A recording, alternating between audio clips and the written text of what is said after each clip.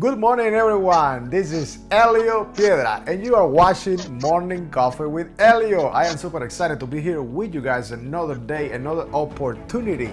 Hey, another chance to be grateful for. Today we have an amazing guest.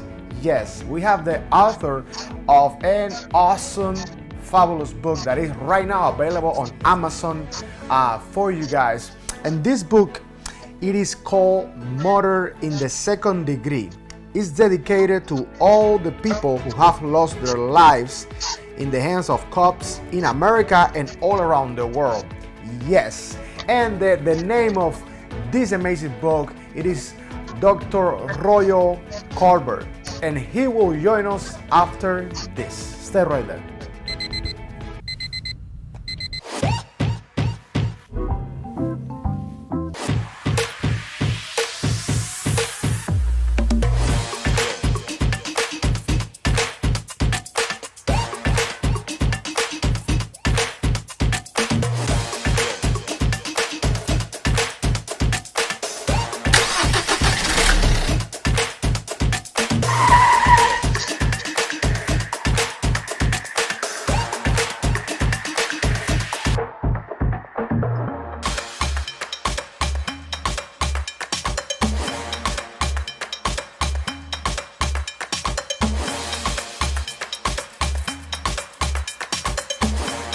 Get up, baby, this morning. This is Elio Piedra. Another morning means another coffee because this is Morning Coffee with Elio. This is going to be a great day. We have a fantastic guest.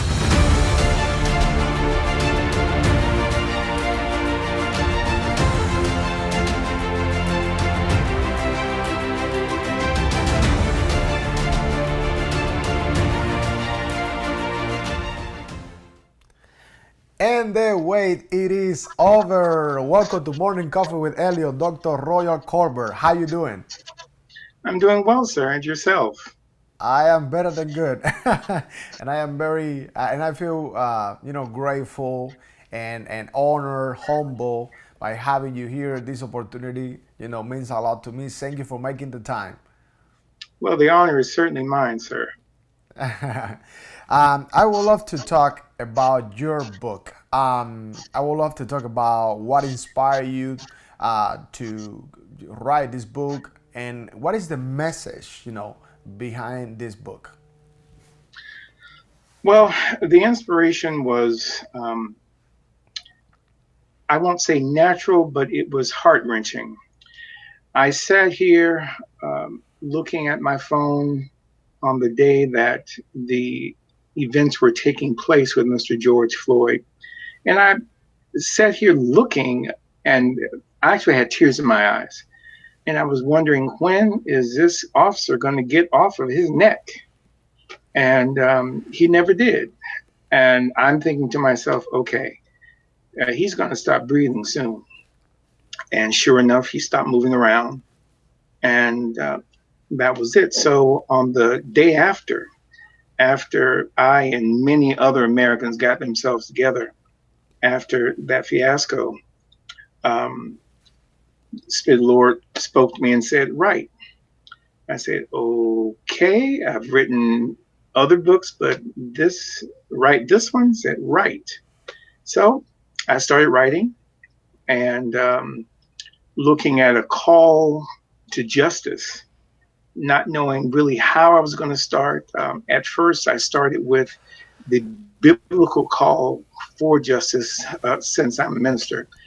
And then the next chapter was supposed to be the murder of George Floyd, but then I switched that around after I got into it. And that was kind of the genesis as to how all of this got started. I wrote from that second day up until about 2 weeks ago, night and day. My day started at about 8 or 9 in the morning and ended 12 or 1 o'clock at night. And I Wow. was writing, doing research, and I was totally committed. So when I finally finished, so my friends told me, said, "Doc, that's the fastest you've ever written a book." I said, "Well, um, I was at it day and night." Wow. I am wondering because you've been writing a lot when we were talking the other day. and obviously this is probably going to be one of the most special books, for you. But how long it took for you to kind of like say, hey, I have this many ideas, but I really want to finish this book like in 2 weeks. How long it took to have the whole book set up? Well, I started the day after, I would say right at just under 2 months, Wow. because from the day it started until the day I finished, which was about a week and a half to 2 weeks ago, then that was how long it took me, just under 2 months. Wow. So, and basically, you talk a lot about how black people continue to be marginalized in every area in society. Can you expand a little more on that? Well, since I know that you've already read it, um, I focused on Black and Brown people Hmm. because when we were brought to this country against our will, we were thrown into slavery, and slavery has continued. Just like when Spanish people were also brought in, they were placed at the bottom of the totem pole, just like we were. So even in today's economic market, we are marginalized. We get higher interest rates. Educational opportunities are frequently denied or hard to get at. Um, I would also say housing can be difficult. I once worked with a HUD property, and I knew of other properties in the city who were grouping, and there's a term for it, I can't think of it right now. Um, Groups of people in the complex in certain areas of the complex, which was totally unfair, but that's how they did it. And it's unfortunate that all of us have succumbed to this system, which is ongoing and it's repressive for all of us. Yes, and you also mentioned the racial profiling that is actually related to what you just mentioned, but I would like to go deeper into that if you don't mind. Racial profiling and cops gone wild. Yeah, cops gone wild. Um, ra- Yes, Racial profiling is something that we've been dealing with, and not just the Black community, Black and Brown, yes, others, of course, but mostly Black and Brown people.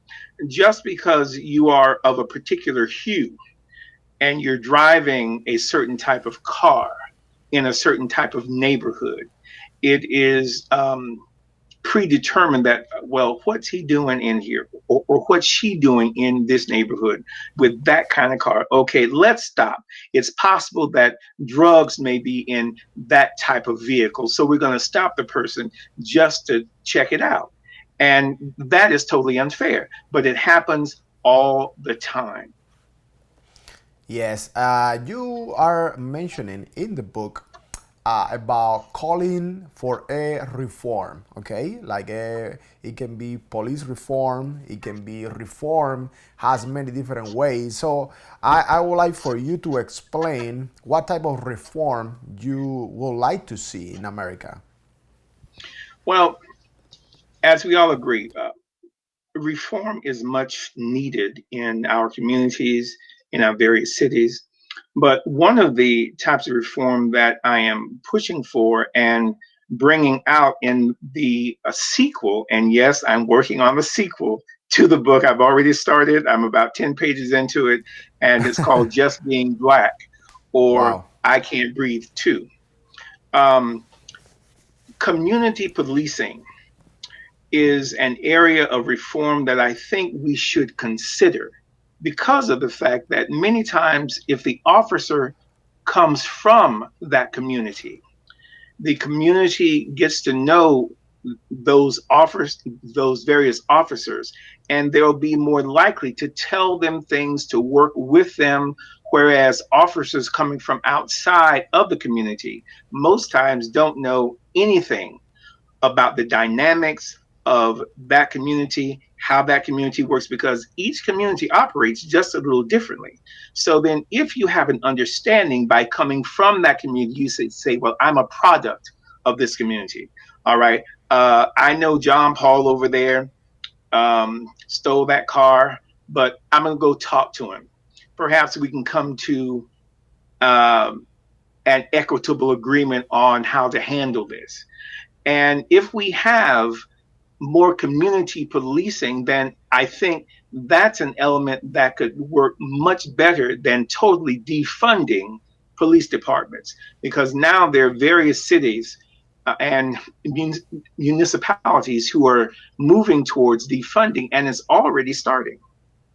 You know, it is very interesting that you are mentioning that, and the reason I am saying interesting, it is because just a few months ago I had the opportunity, the honor as well to have Chief Jones, Chief of Police, and Inspector Campos here, and they were mentioning that they've been working on different programs to integrate the community. And how amazing that you are mentioning exactly the same thing, like about programs to use them as tools to approach, instead of police start policing that human being, approaching human beings in a different way from a different perspective of building. That's so beautiful. So how do you think we can accomplish that? Because I really love that goal, that vision that you have.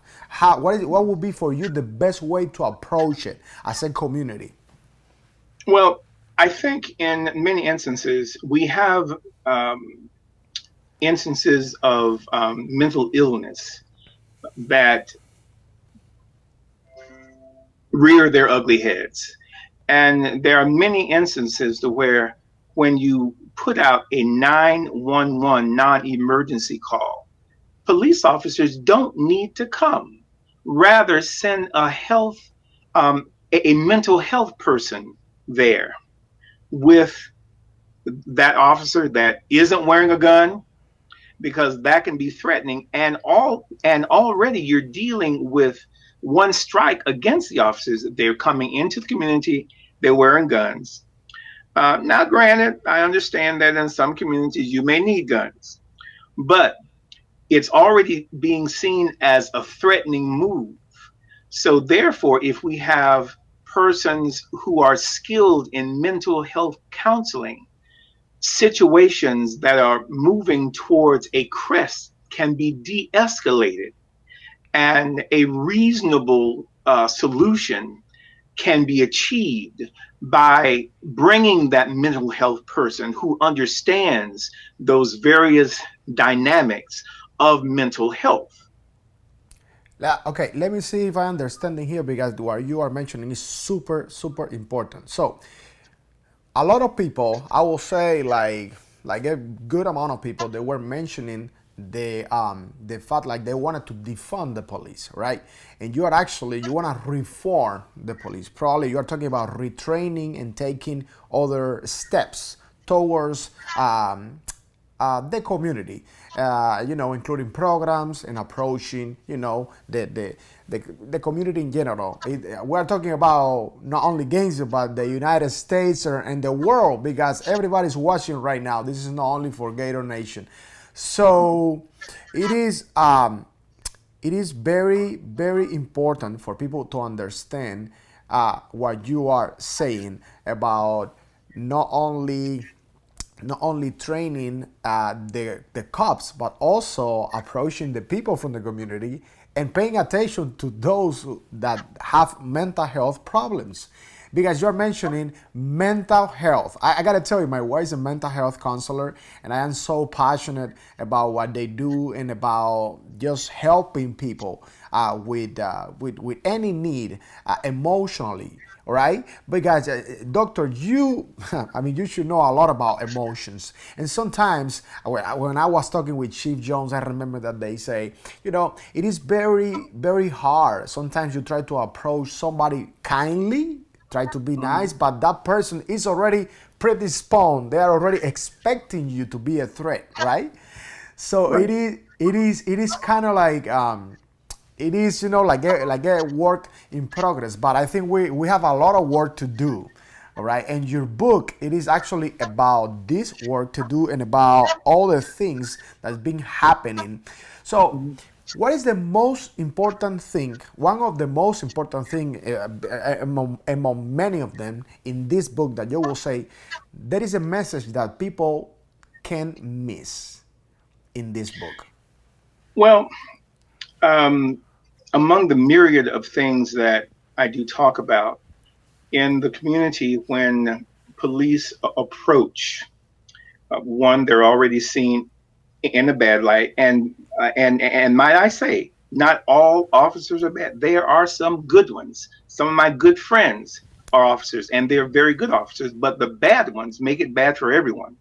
And Yes. then, unfortunately, they hide behind qualified immunity.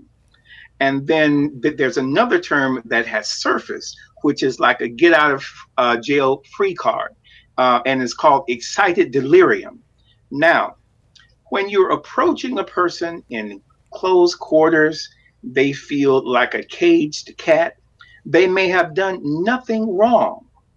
And still, there may be instances of some mental health issues going on. Well, of course, they're going to, the adrenaline is going to start pumping, feelings are going to start flying. And how else do you expect for the person to feel rather than in a caged situation that they cannot get out? So, of course, there is going to be excitement and then delirium. Not to say that the person is delirious, but it's a term that's now being used to categorize and justify what's going on, and many times justify killings as well. This is totally unfair. So we need to look in terms of approaching things as calmly as possible, getting all of the facts, um, so that people don't have to needlessly lose their lives because a certain group of people didn't have all the information.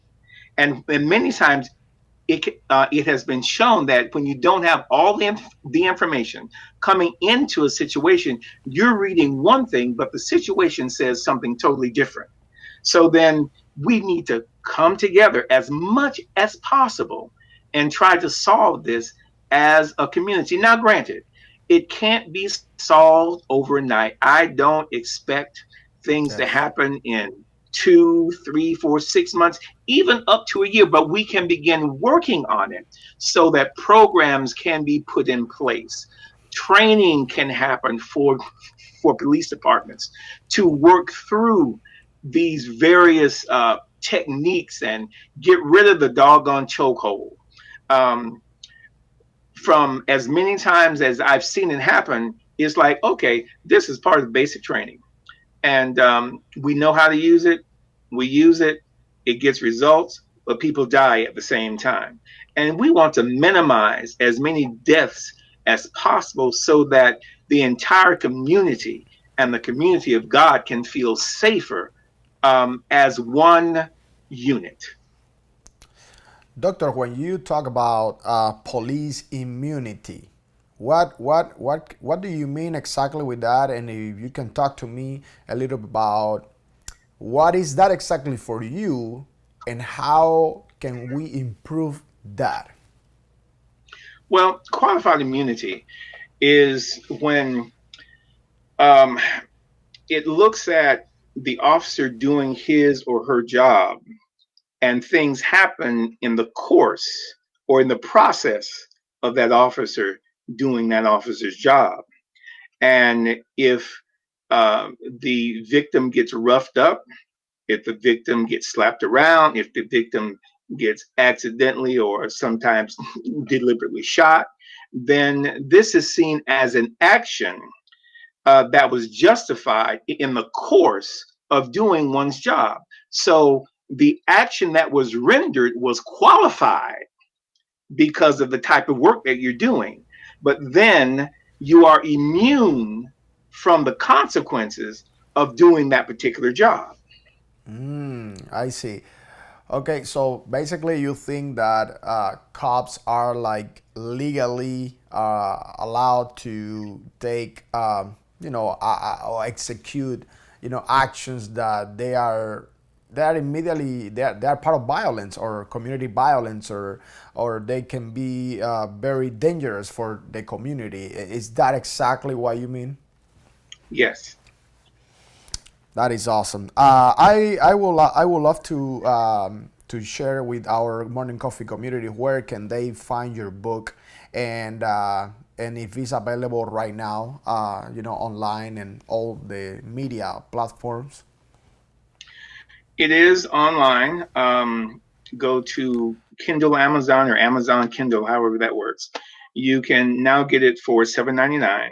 I'm putting in as of next week because they've asked me to send in ISBN numbers to get paperback and hardbacks done. I think that those will be available by the end of the month. Um, as I remember, the paperback is probably going to be 22.99, and the hardcover is going to be close to 30, but not exactly $30. That is fantastic. Okay, guys. Oh, Amelia, um, Yes. one other thing that makes the digital book so user friendly is that there are hyperlinks. And those hyperlinks take you to pictures and music and the videos to undergird the story that's being talked about at that particular time. So I tried to make it as user friendly as possible.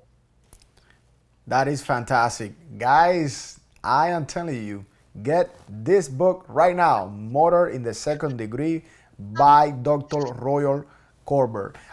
So, Doctor, I am wondering if we could talk a little bit about this thing. I really like when you, in your description, you start talking about a systemic holding pattern that actually the African American community uh, is being actually a victim of.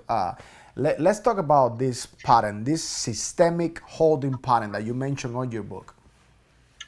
Yes, the systemic holding pattern is that we get to a point in our society or in our journey that we don't seem to be able to move, don't seem to be able to go forward, and we're in this type of holding, kind of like an airplane sitting on a tarmac waiting to take off, but the air traffic controller never gives clearance for the plane to take off, so you're just there and you aren't moving, you aren't doing anything, you aren't going forward or backward, you aren't going up or down, you're just there. And for many of us, it appears in many different sectors of our society, we're just there.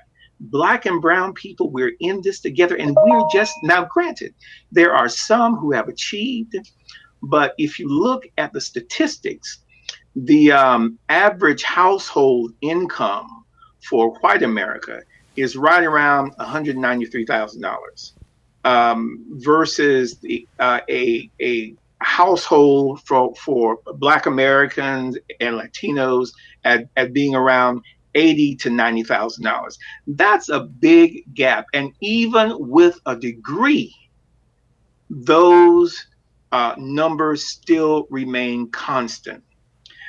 You can be just as good as anyone else, but because of the hue, because of the accent, because of the ethnicity, then you are treated less than in this society.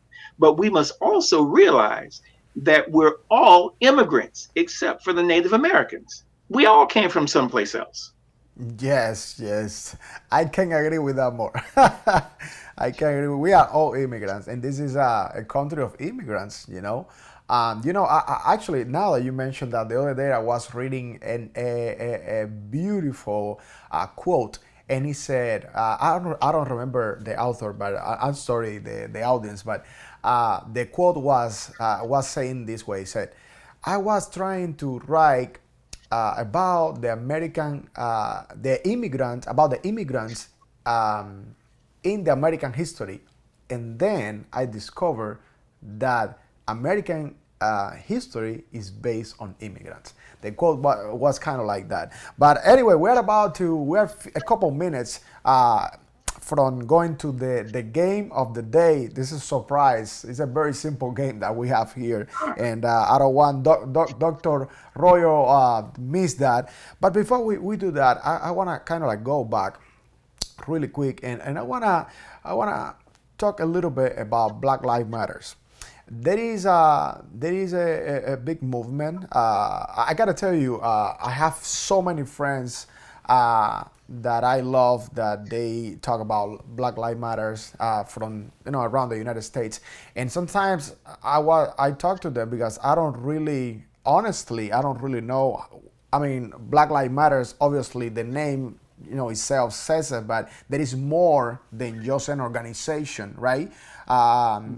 There is more about Black Lives Matters that people, I think, they need to know, because some people make speculations that they are doing this, they are doing that. So what can you tell me about Black Lives Matters, and how you think Black Lives Matters it is kind of like an influence or any inspiration for you to write this book? Well, for me, it's an informative movement. It's an Exactly. inspiration movement, and it allows not only us, but the rest of the world to see that even though there are people who have been marginalized and are still being marginalized, those lives matter, those people matter. And you cannot discard the life just because you want to discard the person, because we're all God's children. All of our lives matter. Now, they are not saying that the white life matters any less than the black life. The Latino life matters any less. The Asian life matters any less.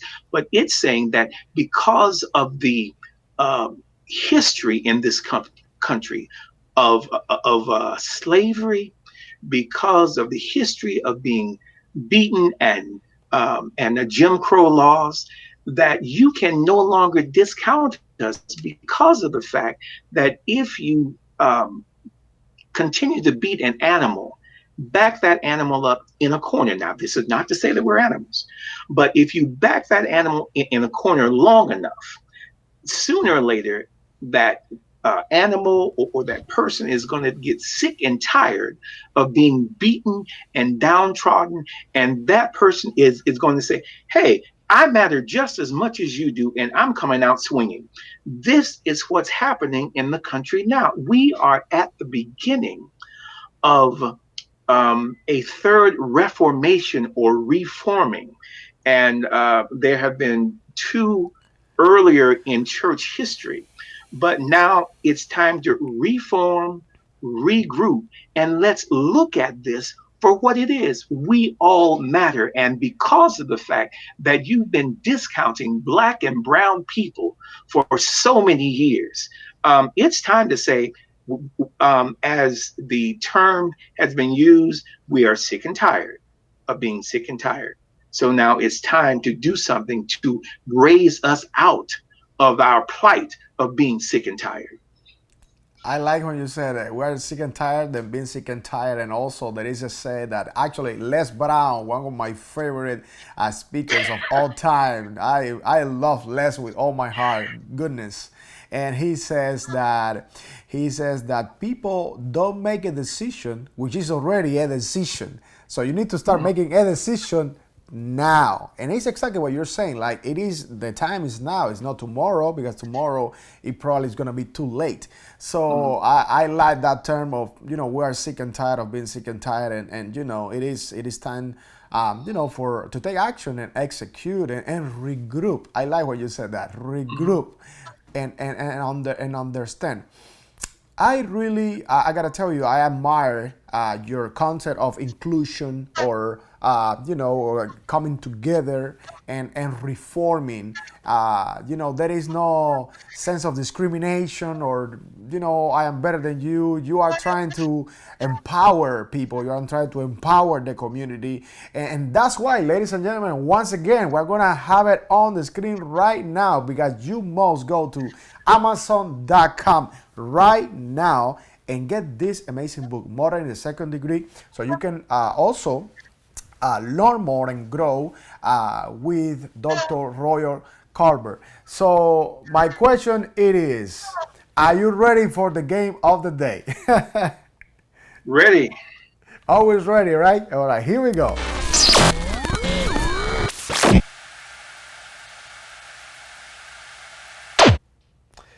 Well, let me tell you, this game is super simple. What would you change in the world if you could? Emotional situation, economic situation, political situation, or mindset? What would you change, doctor? I would change mindset. All right. Why? Why is that? Well, simple. Because once you change a person's mindset, then the mind is changed to activate the change of one's economic situation. Once you change your economic situation, then that's connected most times to your emotional situation because of the lack of economics. When that situation is changed, then you can step into the political arena and change everything else around you. That is huge. Such an amazing answer. Such an amazing answer. I agree with you. I would change mindset. I always said that your life is as good as your mindset because mindset is attitude. It is everything that is good. Everything that that you say and that you work on. That's the reason we need to work constantly in ourselves. So I really appreciate your answer. Amazing. You know, Elio, if I may say momentarily, um, when we're looking at togetherness, one of the things that I would like to give a inclusion of a moment is that when I was in seminary, Candler School of Theology at Emory University, as well as the Interdenominational Theological Center, there was no one type of person there. Okay. We're all there to learn about God's word, how to make our communities better. We had a mixture of every nationality, every type of person. We came together in our master classes and we talked about what affects us individually from our different countries and us as a community. So we got to work through all of this together. And then when we finally got out, then we are supposed to, in theory, go back to our communities and change things, speaking on the public square. But many times, because of the mindset of the people in our square, then those messages are hard or difficult to hear because of how people have been socialized. If we change the socialization, then we can change an entire community and an entire generation. That's so profound. That's awesome. I heard A.B. Ike, and an investigator from United Kingdom. He's also an author and many things. To mention, we are all an expression of consciousness, of external consciousness, living Mm. that in that case he said, I am happen to live in a white body, but I am an expression of consciousness. And he said, but I would love to live in a black body too, you know?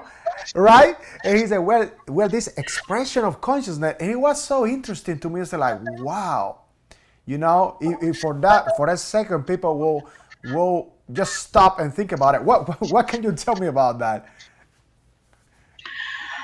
Living in a black body is something that you have to be aware of, that it's an everyday experience. Um, Disciplines of the Spirit by Howard Thurman says that we are the sum total of all of our experiences. So if we're coming from a community to where we've only had that Afro-American experience or that Asian experience, then that's going to be our reality. But living in this body, I see and I feel the marginalization on a daily basis. People who have been made guilty of things, you pay for that for the rest of your life. When God forgives all sin, God forgives everything that you have done. And if we're supposed to be Christians and claim that we are Christians, then we should have that same forgiveness inside of us that God has. And the only way that we don't is that you're in a church or some religious setting that is not preaching those biblical godly values. Yes, that is so awesome. That is so beautiful. Um, Now that we're talking about living in a white body, living in a black body, which is of course a totally different experience. I don't know if you know this, but my mom is black, right? What? So Get out of here. I know, right? Yes, my mom is black. So in Cuba, remember, we have a huge, I mean, like huge influence from Africa, from Congo and Nigeria. So when the slaves they came to the Cuban port, so the Afro-Cuban culture started, was born there. Well, anyways, my mom is black, and so is all, my family from my mom's side, and then my dad's side obviously is white. A lot of them came from Canarias, Spain and all of that. So it is like a huge mix of cultures. The thing is, yes, go ahead. I'm glad you mentioned that because I had the opportunity about 15 years ago to go to Cuba to conduct the choir that went to represent the U.S. in the first International Choral Festival. Wow. I was in Havana, and it was an experience that I will never forget. You've got people all over who look more like me and you than look like white America. And you have got um, uh, vintage automobiles in pristine condition that you haven't seen from the 30s and 40s. They're still running and running well. Um, I had a chance to hear Castro on the square. And then what he did was there was a meeting on that Saturday of all of the different choral groups that came from all over the world. We all sang at the Basilica. And at the fort, he had a huge layout feast for us that was a feast to remember. I never forgot it. And I stayed at the Royal Havana Hotel. Oh wow, that is awesome. That is fantastic. I didn't know that. You see how we're all connected. We are all part of Yes, this awesome world that I still believe that there is hope and there is a lot of work to do, but there is hope and there is good there is. people and there is hope because of human beings like you, that they wanna help others to understand, to grow, and learn more. So you look like this is kind of like a random thing, but you look like a great dancer. You look like a great dancer. So I am gonna take this opportunity actually to promote an amazing friend of mine, one of the most uh, unbelievable entertainers around. He's from Tampa. He used to live in Gainesville, and his name it is Chris McCarthy, and he's going to be playing Chris McCarthy live at Tioga Town Center this coming Friday. So tonight, I'll be because there. yes, because tonight is Friday. Concert starts at 7. Go and please support my brother Chris McCarthy. He's amazing. He dances, he sings with the kids, with the families, everybody.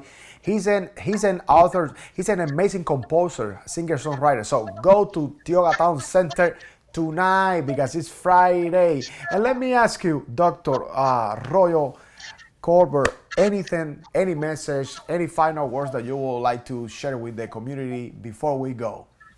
Well, I would say, first of all, thank you for looking at all sides of the situation. And for those of you who will buy the book, we want to make this book one of the best sellers in this country because it's a message I believe that needs to be said. The model there on the cover is a friend of mine's son. His name is Tim, and it took us several shots to get the picture right.